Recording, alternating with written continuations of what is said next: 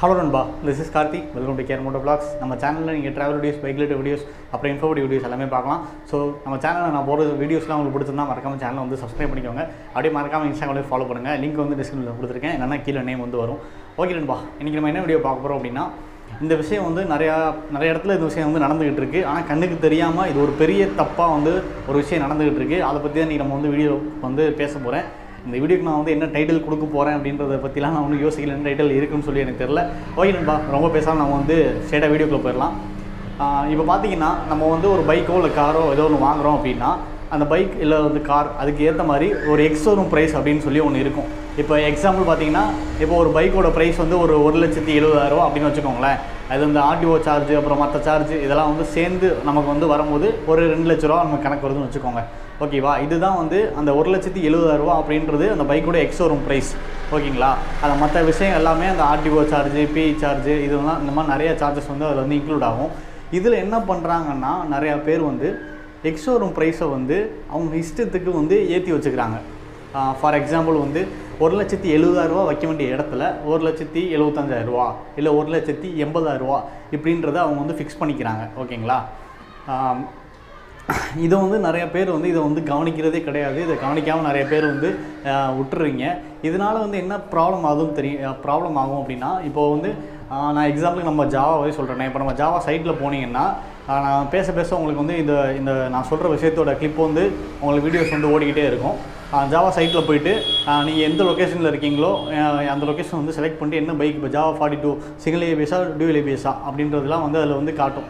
அதில் வந்து வெப்சைட்டுக்குள்ளே போய்ட்டு நீங்கள் செக் பண்ணி பார்க்கும்போது அதில் வந்து இந்த இடத்துல இப்போ வந்து மதுரையில் வந்து இந்த பைக்கோட ப்ரைஸ் எக்ஸோரூம் ப்ரைஸ் வந்து 1,70,000 அப்படின்றத அந்த வெப்சைட்லேயே வந்து காட்டும். ஆனால் இவங்க வெப்சைட்டில் காட்டுற 1,70,000 இவங்க வாங்காமல் வெப்சைட்டில் காட்டுறத விட அதிகமாக 1,75,000 இல்லை 1,80,000 இவங்க வந்து வாங்குவாங்க.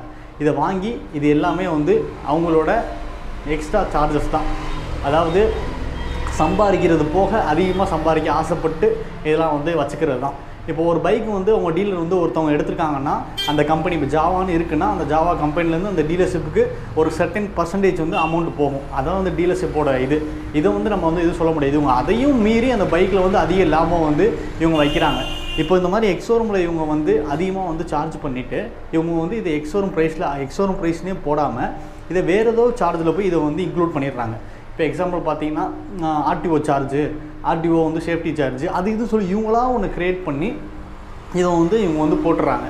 அப்போது நம்ம கையிலேருந்து நம்ம சரியாக கவனிக்காதனால நம்ம கையிலேருந்து நம்ம தேவையில்லாமல் 5,000 10,000 வந்து லாஸ் ஆக வேண்டியது இருக்குது.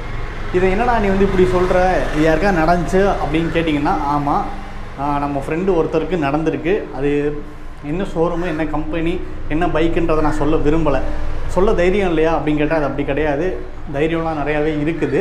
ஆனால் இதை ஏன் நான் சொல்ல மாட்டேறேன் அப்படின்னா, ஒரு சில டீலர்ஸ் வந்து செய்கிற தப்புனால அந்த மொத்த பிராண்டோட நேமும் கெட்டு போகுது. இப்போ ஜாவாவில் ஏதோ ஒரு டீலர் வந்து தப்பு செய்கிறாங்க அப்படின்னா அவங்க சொல்லும்போது அந்த ஜாவா டீலர் அப்படின்னு தான் சொல்லுவாங்க. அப்போது அந்த ஜாவா பைக் அப்படின்ற அந்த பைக்கோட மொத்த நேமும் இதனால் வந்து கெட்டு போகுது. அதனால் நான் எந்த ஷோரூமு நான் வந்து சொல்ல விரும்புகிறேன், என்ன கம்பெனின்னு நான் வந்து சொல்ல விரும்பலை. நம்ம சப்ஸ்கிரைபர், நம்ம ஃப்ரெண்டு, அவரோட ஃப்ரெண்டுக்கு இந்த விஷயம் வந்து இது நடந்துச்சு. அவர் வந்து இதை வந்து அவர் கரெக்டாக வந்து நோட்டீஸ் பண்ணி இதை வந்து கம்ப்ளைண்ட்லாம் ரைஸ் பண்ணி அவர் எக்ஸ்ட்ரா கட்டின அந்த 5,000 வந்து அவர் வந்து திரும்ப வந்து வாங்கிட்டார். அதனால் வந்து ப்ராப்ளம் இல்லை. இப்போ அவரோட ஃப்ரெண்டு, நம்ம ஃப்ரெண்டு ஒருத்தர், அவருக்கும் வந்து இந்த விஷயம் நடந்திருக்கு. அது சம்மந்தமாக நம்ம என்னென்ன ஸ்டெப்ஸ்லாம் நம்ம வந்து எடுக்கணுமோ அதுக்கடுத்த ஸ்டெப்ஸ்லாம் நாங்கள் வந்து எடுத்துக்கிட்டு இருக்கோம். கூடிய சீக்கிரம் அவருக்கும் அந்த ரீஃபண்ட் அமௌண்ட் கிடச்சிரும் அப்படின்ற ஒரு நம்பிக்கை இருக்குது. அது என்னன்னு தெரில, பார்க்கலாம் எப்படி நடக்குது அப்படின்றத நம்ம வந்து பார்க்கலாம். ஸோ நீங்களும் வந்து கேர்ஃபுல்லாக இருங்க. இது வந்து இந்த விஷயந்தான் இல்லை, நீங்கள் வந்து ஒரு வெஹிக்கிள் நீங்கள் எடுக்க போயிட்டாலே நீங்கள் வந்து ரொம்ப வந்து அக்யூரேட்டாக இருக்கணும். ஏன்னா நம்ம ஏதாவது ஒரு சின்ன இடத்துல நம்ம வந்து ஏமாறுறதுக்கு சான்சஸ் வந்து ரொம்ப அதிகமாகவே இருக்குது. ஒரு சின்ன இடம் தான் ரொம்ப, அதெல்லாம் வந்து இதில் தப்பு நடக்குமா அப்படின்னு நம்ம வந்து யோசிப்போம். ஆனால் அந்த இடத்துல பெரிய தப்பு வந்து நடந்திருக்கும். அதனால் எல்லாருமே வந்து ரொம்ப கேர்ஃபுல்லாக இருங்க. ஒவ்வொரு காசு ₹1 இருந்தாலும் அதை வந்து உழைச்சி சம்பாதிக்கிற நமக்குன்னு இல்லை, நம்மளோட அப்பா அம்மா இல்லை வந்து யாரெல்லாம் உழைச்சி சம்பாதிக்கிறீங்களோ அவங்களுக்கு தான் வந்து அந்த வழி வந்து தெரியும். அதனால் ஒவ்வொரு காசும் நமக்கு வந்து ரொம்ப முக்கியம். அதனால் ரொம்ப கேர்ஃபுல்லாக இருங்க. எனக்கு நடந்த ஒரு விஷயத்தை நான் வந்து சொல்கிறேன். இதை மற்றது தான் சொல்லக்கூடாது. எனக்கு நடந்த ஒரு விஷயத்தை நான் வந்து சொல்லலாம். ஆனால் இதுலேயும் நான் வந்து என்ன கம்பெனின்னு நான் வந்து சொல்ல விரும்பலை. ஏன்னா அதே காசு தான். அந்த கம்பெனி பண்ணுற தப்புனால மொத்தம் அந்த நேமும் கெட்டு போயிடுது. ஒரு சில டீலர்ஸ் பண்ணுறனால தப்புனால அதாவது என்னென்னா, நாங்கள் வந்து ஒரு வெஹிக்கிள் ஒன்று வந்து எடுத்துகிட்டு ஒரு ப்ராசஸ்லாம் வந்து போயிட்டு இருந்துச்சு. இன்சூரன்ஸில் வந்து இவ்வளோ அமௌண்ட் அப்படின்ற மாதிரி சொல்லி எங்கிட்ட வந்து இன்சூரன்ஸ் வந்து வாங்கிட்டாங்க. எவ்வளோ அமௌண்ட்னா 31,000 என்னமோ வந்து வாங்கினாங்க அந்த இன்சூரன்ஸ் அமௌண்ட்டு. அந்த வெஹிக்கிள் டெலிவரி எடுக்க போகிற நேரத்தில் நம்ம அந்த ஃபார்ம்லாம் வாங்கிட்டு எல்லாத்தையும் கரெக்டாக செக் பண்ணுவோம்ல. அப்போ செக் பண்ணும்போது அதில் போட்டிருந்த இன்சூரன்ஸ் அமௌண்ட் வந்து வெறும் 21,000 தான் போட்டிருந்துச்சு. ஆனால் எங்ககிட்ட வாங்கின அமௌண்ட் பார்த்திங்கன்னா 31,000. அப்போ எங்ககிட்ட 10,000 எக்ஸ்ட்ரா சார்ஜ் பண்ணியிருக்காங்க. இதை வந்து அப்பா வந்து இதை வந்து பார்த்து கண்டுபிடிச்சி ரொம்ப பெரிய இஷ்யூவாக எடுத்துகிட்டு போனோம். இதை எந்த அளவுக்கு இது வந்து ரொம்ப பெரிய இஷ்யூவாக எடுத்துகிட்டு போக முடியுமோ அந்தளவுக்கு பெரிய இஷ்யூவாக போய் கடைசியில் வந்து முட்டி மோதி, ஏன்னா நம்மக்கிட்ட எல்லா ப்ரூஃபும் இருந்துச்சு. அவங்க காட்டின ப்ரூஃபில் இருந்துச்சு, அவங்க எழுதி கொடுத்த எல்லாமே ப்ரூஃப் இருந்துச்சு. அதனால் நம்ம முட்டி மோதி எப்படியோ அந்த 10,000 நம்ம வந்து திரும்ப வந்து வாங்கிட்டோம். இது எனக்கு நடந்தது ஒரு வருஷத்துக்கு முன்னாடி நடந்ததுன்னு நினைக்கிறேன். இது ஆமாம், ஒரு வருஷம் இருக்கும் எனக்கு இது பர்சனலாக நடந்தது. ஸோ நீங்களும் ரொம்ப வந்து கேர்ஃபுல்லாக வந்து இருங்க. ஸோ பார்த்தீங்கன்னா இந்த மாதிரி இன்சூரன்ஸில் அப்புறம் ஆர்டிஓவில் அது இதுன்னு சொல்லி எக்ஸ்ட்ரா சார்ஜ் பண்ணி நம்மளை ஈஸியாக வந்து நம்மளை ஏமாற்றிடுறாங்க. அதனால் ரொம்ப கேர்ஃபுல்லாக வந்து எல்லாமே வந்து இருங்க. அண்ட் இன்னொரு விஷயம் நான் வந்து சொல்லணும் என்ன அப்படின்னா, இந்த மாதிரி இன்சூரன்ஸ் விஷயத்தில் நான் வந்து சொல்கிறேன். நிறைய பேர் வந்து என்கிட்ட கேட்குறீங்க, ப்ரோ நீங்கள் வந்து எந்த கம்பெனியில் நீங்கள் வந்து இன்சூரன்ஸ் போடுறீங்க, எவ்வளோ பண்ணுறீங்க, என்ன ஏதுன்னு சொல்லி எல்லாமே வந்து கேட்குறீங்க. நம்ம பைக்கு இப்போ தான் வந்து எனக்கு இன்சூரன்ஸ் முடிஞ்சிச்சு. அதாவது போன Jan 13th அன்றைக்கி என்னோடய இன்சூரன்ஸ் முடிஞ்சிச்சு. 14th அன்றைக்கி நான் வந்து இன்சூரன்ஸ் போட்டுட்டேன். நான் யார்கிட்ட வந்து இன்சூரன்ஸ் போடுறேன் அப்படின்னு பார்த்தீங்கன்னா, நான் நிறைய இடத்துல நான் சொல்லியிருப்பேன், நம்ம வீடியோலேயே காட்டியிருப்பேன். செல்வ விக்னேஷ் ப்ரோ, அதாவது நான் சங்கரன் கோயில் போயிருப்பேன். இங்கேருந்து மறுக்காலங்குளம் அப்படின்ற ஒரு இடத்துக்கு போயிருப்பேன். நம்ம செல்வ விக்னேஷ் ப்ரோவோட பால் காட்சிக்கு வீட்டு ஃபங்க்ஷன் நான் போயிருப்பேன். அவர் தான் வந்து ஒரு கம்பெனியில் அவர் வந்து இந்த மாதிரி இன்சூரன்ஸ் வந்து பண்ணி கொடுத்துக்கிட்டு இருக்காரு. அது நான் வந்து என்ன கம்பெனி நான் வந்து சொல்ல விரும்பலை. அவருக்கு இது ப்ராப்ளம், எனக்கு இது ப்ராப்ளம் இல்லை, நான் சொல்லிவிடுவேன். நான் இந்த மாதிரி சொல்லிவிட்டு அப்புறம் அவருக்கு அதனால் ஏதாவது ப்ராப்ளம் வந்தால் அது கஷ்டமாயிடும். ஆனால் அது ரொம்ப பெரிய கம்பெனி தான், நல்ல கம்பெனி தான், ரொம்ப பெரிய கம்பெனியும் கூட, எந்த ஒரு ப்ராப்ளமும் இல்லை. அப்புறம் நம்ம சப்ஸ்கிரைபர் ஒரு 2-3 பேர்த்துக்கு எல்லாருக்குமே வந்து அவர் தான் போட்டு கொடுத்தாரு. அதனால் யாராவது அந்த மாதிரி இன்சூரன்ஸ் நீங்கள் போடணும் அப்படின்னா நீங்கள் போய்ட்டு அவரோட கான்டாக்ட் நம்பர் நான் வந்து கீழே டிஸ்கிரிப்ஷனில் கொடுக்குறேன். அவர்கிட்ட வந்து கான்டாக்ட் பண்ணி இன்சூரன்ஸ் வந்து போடுங்க. இன்னொரு விஷயம் என்னென்னா, இன்சூரன்ஸ் போடும்போது பர்சனல் அசிஸ்டன்ட் சொல்லி ஒரு இது இருக்கும், அதை வந்து சேர்த்து வந்து போடுங்க.